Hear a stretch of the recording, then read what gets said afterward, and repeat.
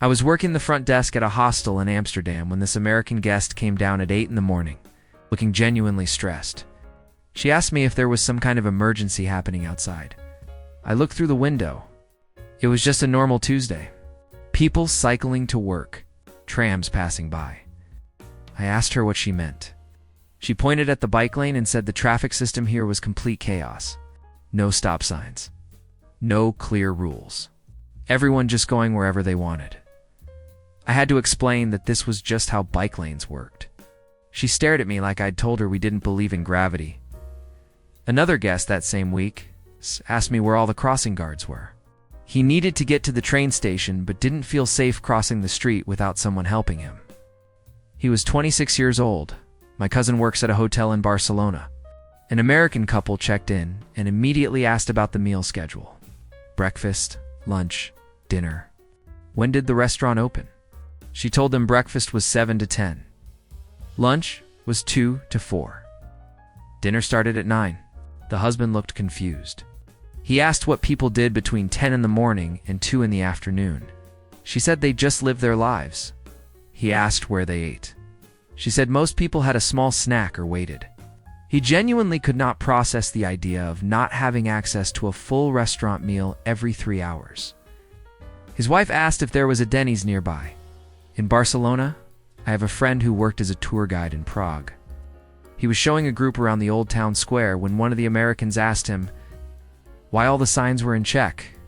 Not like, why were they in the local language? But why wasn't there an English version directly underneath? For every single sign, street signs, shop names, menu boards, everything. She told him it would make things so much easier for visitors. He asked her if she thought America had Spanish translations under every sign. She said that was different because America was America. Another guy in that same group asked why the maps in the metro didn't show which direction was north. My friend told him the maps did show that. There was a compass symbol right in the corner. The guy said that didn't count because it was too small and he didn't want to have to turn the map around. He wanted the map to automatically match whichever direction he was facing. That's when my friend realized this would be a long tour. I worked at a coffee shop in Vienna for 2 years. The number of times I watched American tourists get genuinely upset about the size of our coffee cups could fill a book. One woman told me our large size was insulting. I told her that was a normal coffee. She said in America, a large meant large. I showed her the cup again. She asked to speak to a manager about portion sizes. At a Viennese coffee house that had been using the same cup since 1890. I had a friend working at the train station in Brussels. An American family came up to the ticket desk and asked when the next train to Paris was. She told them there was one leaving in 20 minutes. They asked her which platform.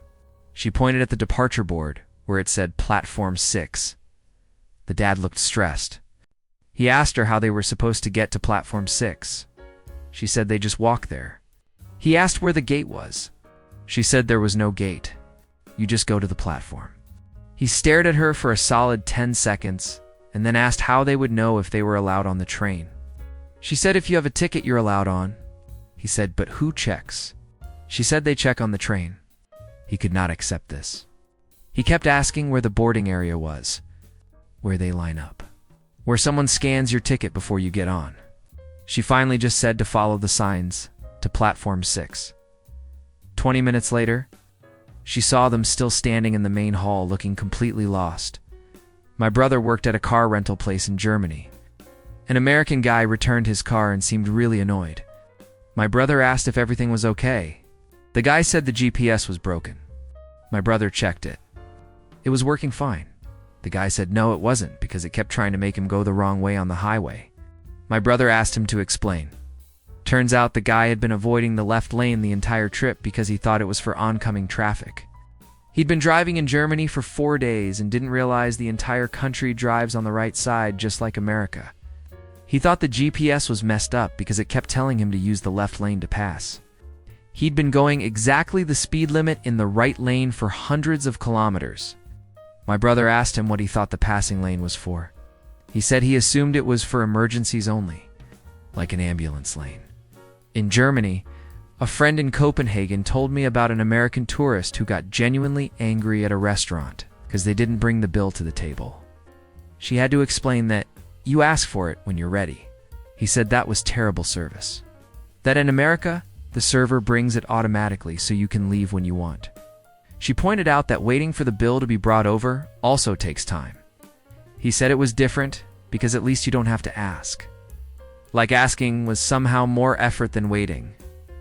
I worked at an airport information desk in Rome. This American woman came up extremely stressed asking where the airport hotel was. I asked which hotel she'd booked. She said she didn't book one. She just assumed there would be hotels inside the airport. I explained most hotels were outside the airport. She asked how she was supposed to get there. I said, taxi or shuttle. She said she didn't want to leave the airport. I asked why. She said because her flight was tomorrow morning and she didn't want to risk missing it.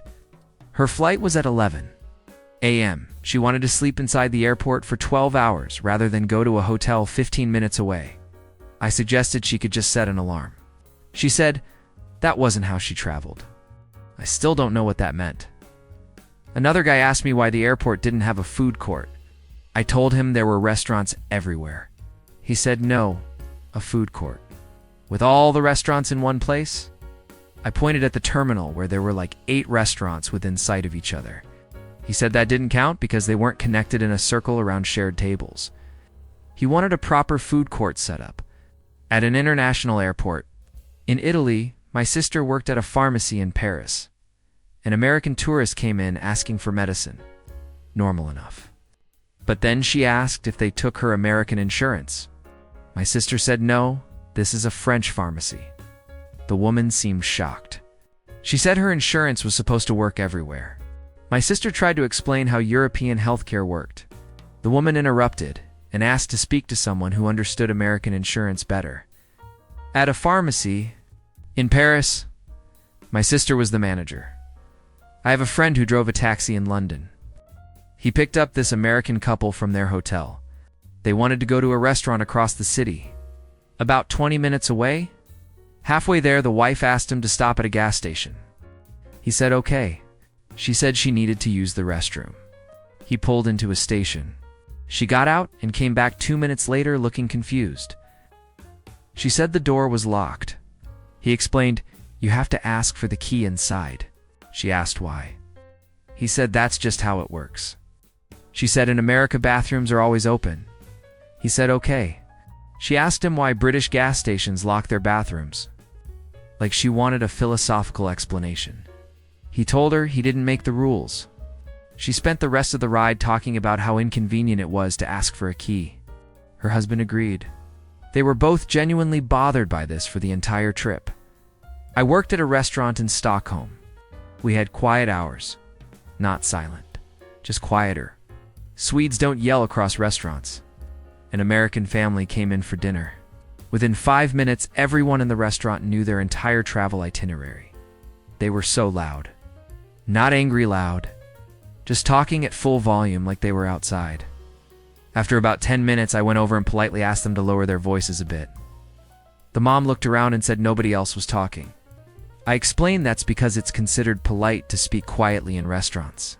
She said they weren't being loud. They were just having a conversation. I said I understood, but other guests were trying to enjoy their meals. She asked me if this was a library. I said no, it's just the culture here. She told me that in America, people were allowed to talk in restaurants. I told her people talk here too, just quieter. She loudly told her family that apparently they weren't allowed to have fun in Sweden. The irony was completely lost on her. My friend worked at a hotel in Japan. An American guest called down to the front desk at 7 in the morning to complain about construction noise. My friend checked. There was no construction. She asked him to describe what he was hearing. He said hammering and drilling. She realized he was hearing the neighbors in the next room, doing normal morning things, making breakfast, moving furniture. She explained that it was just the people next door getting ready for their day. He said they were being way too loud. She said they were just living. He asked her to call them and tell them to stop. She said she couldn't do that. He said, in America, hotels have noise policies.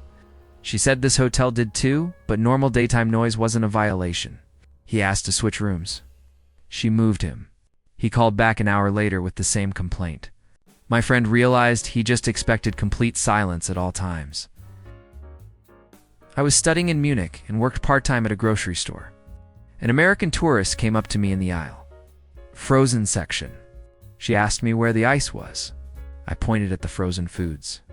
She said, "No ice for drinks." I said, "We don't really sell that." She looked shocked. She asked how people get ice. I said they make it in their freezers. She said, "What if you don't have time to make it?" I said, "Then you don't have ice." She stood there genuinely processing this like I'd told her something impossible. Then she asked where the nearest gas station was, because American gas stations sell bags of ice. I told her gas stations here sell gas. She asked what people do for parties. I said most people just don't use that much ice. She walked away looking deeply confused. Another time, an American guy asked me why we kept the milk in the regular aisles instead of refrigerated. I explained it's X milk. It doesn't need refrigeration until you open it. He said that sounded unsafe. I told him it's perfectly safe. Used across Europe. He said he'd just get something else then. Like he thought the entire continent was drinking spoiled milk. My cousin worked at a spa in Switzerland. An American woman booked a massage.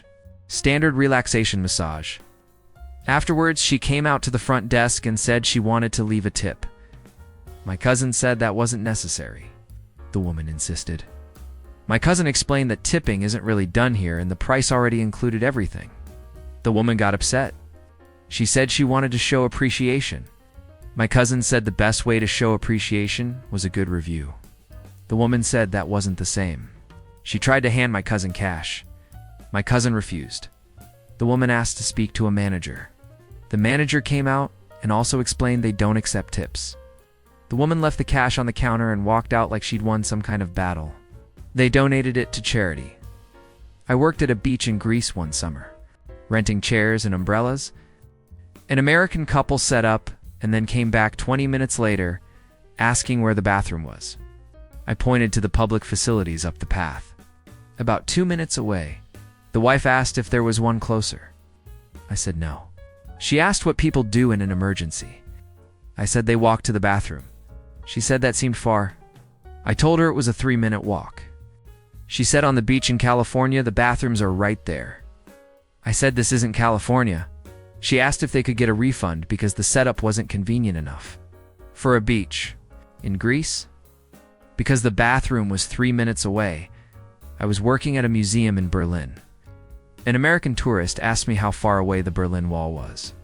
I told her parts of it are still standing around the city. She asked where the main part was.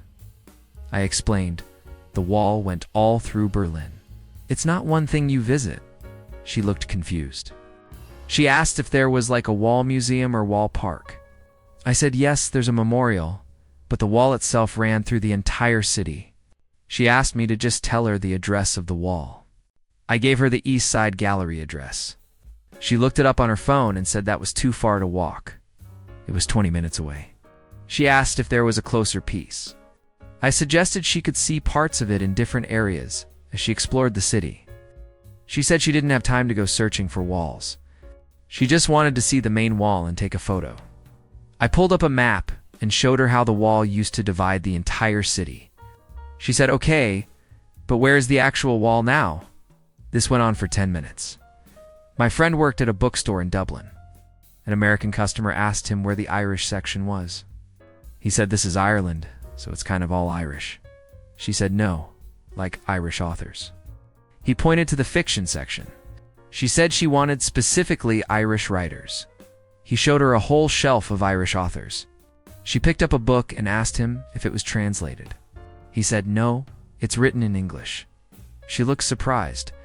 She said she thought Irish people spoke Irish. He said, some do, but most speak English. She asked him why Irish authors write in English then. He explained that Ireland is an English-speaking country. She said, but isn't Irish a language? He said yes, but English is also an official language, and most people speak it. She said that was confusing because she thought she'd need a translation book here. He asked her how she thought they'd been having this conversation. She didn't answer. I worked at a tourist information center in Brussels. An American asked me what language people speak in Brussels. I said French and Dutch mostly. He asked which one is real, Belgium. I said both. He said, but which one is the actual language? I tried to explain that Belgium has multiple official languages. He said that didn't make sense. How do people understand each other? I said many people speak both languages, plus English. He asked what language is on street signs then? I said usually both French and Dutch, sometimes just one, depending on the region. He said that sounded too complicated. He asked if I could just tell him which language to use. I said English works fine for tourists. He seemed relieved. Then he asked me if Brussels was the capital of Holland. I said no, Brussels is the capital of Belgium. He said he thought Holland and Belgium were the same thing. I pulled out a map. My brother worked at a car rental place in Canada. An American asked him if they used kilometers or miles here. My brother said kilometers. The guy asked why. My brother said because Canada uses the metric system. The guy said that was going to be hard because he only understood miles. My brother showed him that the speedometer had both. The guy said yeah, but he couldn't convert in his head. My brother said he didn't need to convert anything. Just follow the signs.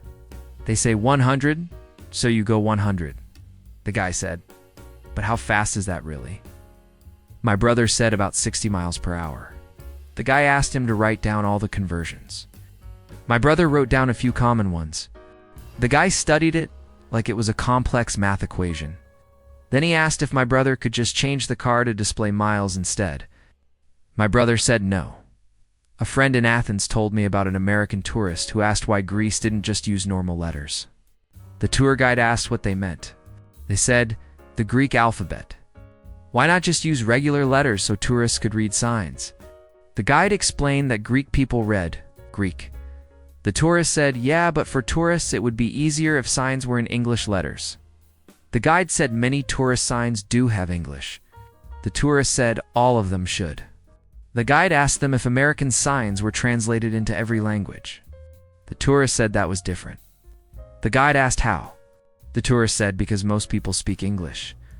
The guide said most people in Greece speak Greek. The conversation ended there. I worked at a hotel in Norway. An American guest asked me why it was still light outside at 10 p.m. I explained that in summer, the sun sets very late this far north. She asked when it would get dark. I said around 11 or midnight. She said that was unnatural. I explained it's just because of Earth's tilt and our latitude. She said it was going to mess up her sleep schedule. I suggested blackout curtains. She said she shouldn't have to use curtains. The sun should just set at a normal time. I told her this was normal for Norway. She said in America, the sun sets at a reasonable hour. I didn't know how to explain geography after that. My favorite story comes from a friend who worked at a train station in Amsterdam. An American tourist came up to the information desk holding a map. He asked her which way was north. She pointed. He turned his map to match. Then he asked her how he was supposed to know which way was north when he was walking around the city. She said he could use his phone compass. He said he didn't want to keep checking his phone. He wanted something easier. She asked what he meant. He said in America, some cities have grid systems, so you always know which direction you're going. She said Amsterdam is over 800 years old. It wasn't designed on a grid. He said that seemed like poor planning. She just stared at him. Then he asked if there was a map that showed which streets went north and which went south. She said all streets go in different directions because it's not a grid. He asked how people don't get lost. She said they learn the city. He said that would take forever. She suggested he use GPS. He said GPS didn't tell him which compass direction he was facing. She said it literally did. He said not in a way that was easy to understand. She gave him a paper map with a compass rose on it. He said that didn't help because the compass rose didn't move when he walked. She told him to rotate the map. He said he knew that, but it was inconvenient. She asked what he wanted her to do about it. He said, maybe put up signs showing which direction is north on every corner. She said that's not something that exists. He asked, why not? She said because people just learn directions. He walked away muttering about how complicated European cities were. And that's the thing about these stories. Nobody's trying to be difficult. It's just that when you grow up with certain systems, you think they're universal. You don't realize that other places do things differently for actual reasons. Not because they're wrong, just because they're different. And sometimes those differences are 800 years of city planning, or climate latitude, or cultural norms that developed over centuries. You can't really argue with that. You just have to accept that the world is bigger than what you're used to, and that's okay. It's actually pretty interesting once you get past the initial confusion.